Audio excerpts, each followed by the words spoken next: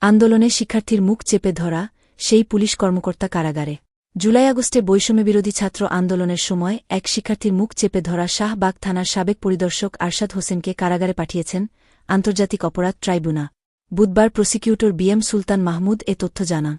তিনি বলেন, জুলাই-আগস্টে গণহত্যা ও মানবতাবিরোধী অপরাধের মামলায় গ্রেফতার পুলিশ সদস্য আরশাদ হোসেনকে আন্তর্জাতিক অপরাধ ট্রাইব্যুনাল কারাগারে পাঠিয়েছে। গত বছরের ৩১ জুলাই বৈষম্যবিরোধী ছাত্র আন্দোলনের মার্চ ফর জাস্টিস কর্মসূচি চলার সময় ঢাকার নিউ মডেল ডিগ্রি কলেজের শিক্ষার্থী নাহিদুল ইসলামের মুখ চেপে ধরেন পুলিশ পরিদর্শক আরশাদ হোসেন। পরবর্তী সময়ে ওই ছবি সামাজিক যোগাযোগ মাধ্যমে ভাইরাল হলে ব্যাপক সমালোচনা হয়। এক পর্যায়ে গত ১৮ আগস্ট শাহবাগ থানার ওই পুলিশ কর্মকর্তাকে সাময়িক বরখাস্ত করা হয়। বরখাস্তের কারণ হিসেবে উল্লেখ করা হয়, সুশৃঙ্খল পুলিশ বাহিনীর একজন সদস্য হওয়া সত্ত্বেও তার এ ধরনের অপেশাদার কর্মকাণ্ডের ফলে পুলিশের কার্যক্রম সম্পর্কে জনসম্মুখে বিরূপ প্রতিক্রিয়ার সৃষ্টি হয়েছে।